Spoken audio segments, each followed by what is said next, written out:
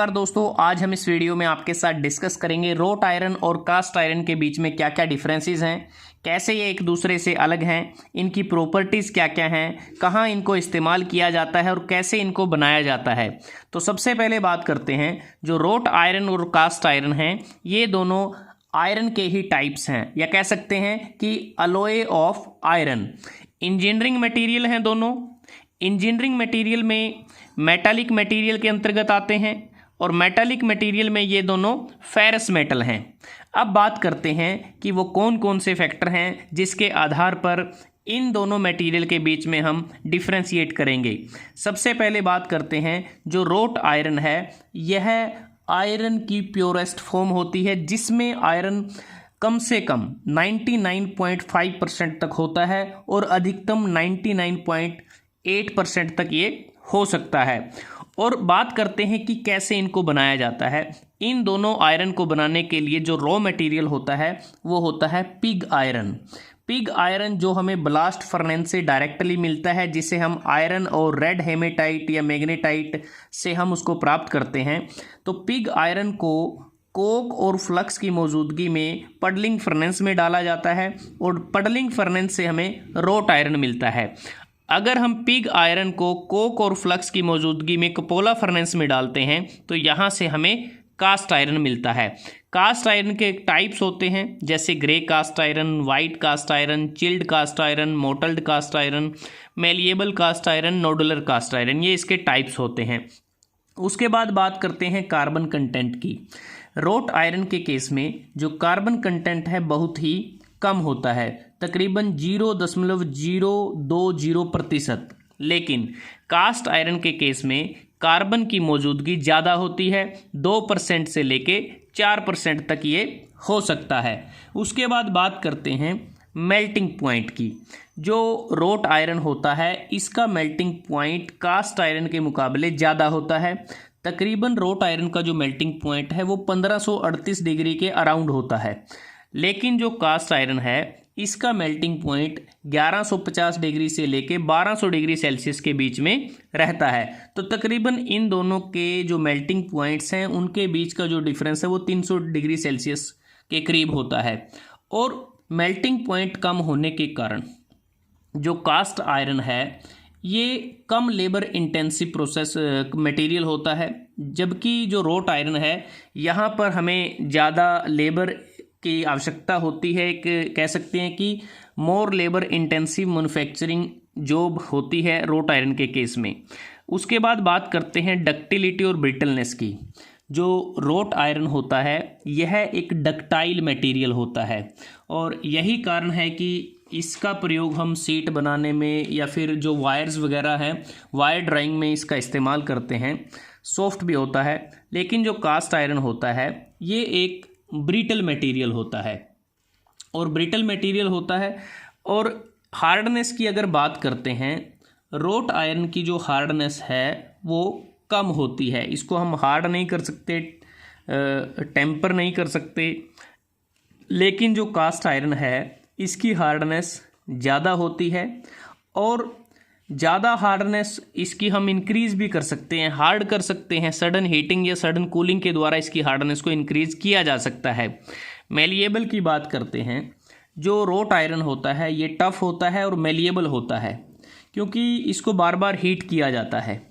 लेकिन जो cast iron होता है ये नॉन मेलिएबल होता है। अब जो कास्ट आयरन है ये नॉन मेलिएबल भी है, ब्रिटल भी है, तो यही कारण है कि कास्ट आयरन को हम ना तो बेंट कर सकते हैं, ना स्ट्रेच कर सकते हैं और ना ही इस पर हैमरिंग की जा सकती है।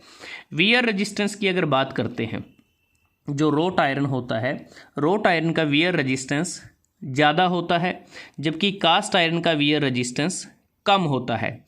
कोरोजन रेजिस्टेंस की अगर बात की जाए, जो रोट आयरन है ये कोरोजन रेजिस्टेंस इसका ज़्यादा होता है और यही कारण है कि जो रोट आयरन है इसका प्रयोग हम इंडोर और आउटडोर दोनों पर्पज़ में इसका इस्तेमाल कर सकते हैं। तो कह सकते हैं कि एक्सट्रीम जो वेदर कंडीशंस हैं उसमें ये अपने आप को कह सकते हैं कि सस्टेन कर सकता है रोट आयरन। लेकिन जो कास्ट आयरन होता है इसका जो कोरोजन रेजिस्टेंस है रोट आयरन के कंपैरिजन में वो कम होता है, इसलिए इसको हम इंडोर पर्पस में ज़्यादा इसको इस्तेमाल किया जाता है। उसके बाद बात आती है टेंसाइल स्ट्रेंथ की। जो रोट आयरन होता है इसकी जो टेंसाइल स्ट्रेंथ है वो ज़्यादा होती है, इसलिए हम इसका प्रयोग जो हॉरिजॉन्टल बीम्स हैं उसको बनाने में करते हैं। लेकिन जो कास्ट आयरन है इसकी जो टेंसाइल स्ट्रेंथ है वो कम होती है। अब जो रोट आयरन है, रोट आयरन की टेंसाइल स्ट्रेंथ जो है, टेंसाइल स्ट्रेंथ वो 250 मेगापास्कल से 500 मेगापास्कल तक हो सकती है, वो ज़्यादा होती है। कास्ट आयरन की टेंसाइल स्ट्रेंथ तकरीबन 100 मेगापास्कल से 200 मेगापास्कल के बीच में रहती है। कंप्रेसिव स्ट्रेंथ की अगर बात करते हैं, जो रोट आयरन होता है इसकी कंप्रेसिव जो स्ट्रेंथ है वो कम होती है, तकरीबन 300 मेगापास्कल के करीब होती है। और कास्ट आयरन की कंप्रेसिव स्ट्रेंथ ज़्यादा होती है, वो 400 मेगापास्कल से 1000 मेगापास्कल तक हो सकती है। उसके बाद बात करते हैं वेल्डिंग एंड रोलिंग। अब जो रोट आयरन है इसको वेल्ड करना आसान है, इसको रोल्ड करना आसान है। तो वेल्डिंग बड़ी आसानी से इसकी की जा सकती है, रोलिंग प्रोसेस इस पर बड़ी आसानी से की जा सकती है। लेकिन कास्ट आयरन के केस में ऐसा नहीं है, क्योंकि एक ब्रिटल मटेरियल है, आसानी से वेल्ड नहीं किया जा सकता, रोल्ड नहीं किया जा सकता। लेकिन जब बात आती है प्रोडक्शन ऑफ आइटम की, जो रोट आयरन है जैसे हमने बात की, इसको रोल्ड कर सकते हैं, वेल्ड आसानी से किया जा सकता है। तो इसमें होता क्या है कि जैसा आप इस डायग्राम को देख रहे हैं, रोट आयरन को गर्म किया जाता है, हीट किया जाता है, एनविल के ऊपर रखा जाता है, फिर हैमरिंग की जाती है। तो हैमरिंग के द्वारा जो हमारी डिज़ायर्ड शेप होती है, ब्लैक स्मिथ जो इस पर कार्य करता है वो डिज़ायर्ड शेप हैमरिंग के द्वारा रोट आयरन को दे सकता है।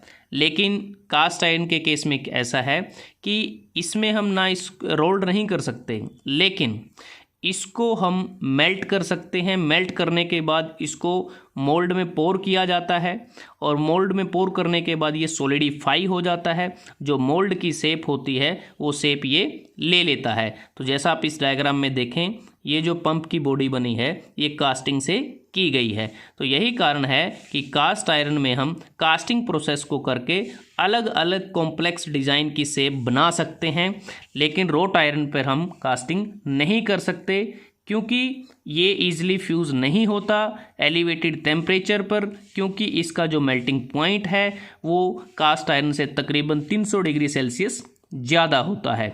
उसके बाद अगर हम बात करते हैं, जो फ्रांस की जो राजधानी पेरिस में जो स्थित एफिल टावर है वो रोट आयरन से ही बना है। अब बात आती है कोस्ट की। जो रोट आयरन है इस पे क्या है कि रिपीटेडली हीटिंग की जाती है, रीवर्किंग की जाती है, जिसके कारण जो रोट आयरन का जो कॉस्ट है वो ज़्यादा है। तो एक प्रकार से रोट आयरन एक्सपेंसिव है, जबकि जो कास्ट आयरन है ये कम एक्सपेंसिव है रोट आयरन के मुकाबले। उसके बाद एप्लीकेशन की बात की जाए तो जो रोट आयरन है इसका प्रयोग हम बहुत सारी एप्लीकेशंस में करते हैं, जैसे जो गार्डन ब्रिज होते हैं, जो फर्नीचर होते हैं, जो वाटर स्टीम पाइप्स होती हैं, गेट बनाने में, रेलिंग बनाने में, फेंसिंग बनाने में, चेन बनाने में, और सिक्योरिटी डोर्स बनाने में, विंडो ग्रिल्स बनाने में, बोल्ट नट बॉयलर ट्यूब इत्यादि वो रोट आयरन से बनी होती हैं। जबकि जो कास्ट आयरन है इसकी अपनी एप्लीकेशंस हैं, इसका इस्तेमाल हम पाइप बनाने में करते हैं, जो सिलेंडर हेड है, जो सिलेंडर ब्लॉक है, मशीन का बेस है, तो ये सारे जो मटेरियल्स हैं ये कास्ट आयरन से ये बने होते हैं। तो दोस्तों आज हमने इस वीडियो में आपके साथ डिस्कस किया दो फेरस मटेरियल, रोट आयरन और कास्ट आयरन, जो आयरन के ही अलॉय हैं, उन दोनों के बीच में क्या क्या डिफरेंसेस हैं, कैसे उनको बनाया जाता है, कैसे वो एक दूसरे से अलग हैं। तो अगर आपको वीडियो अच्छा लगा आप इसको लाइक कर सकते हैं, शेयर कर सकते हैं अपने दोस्तों के साथ, स्टूडेंट्स के साथ, और जल्दी हाजिर होते हैं एक नए वीडियो के साथ। तब तक के लिए धन्यवाद। आपका दिन शुभ रहे।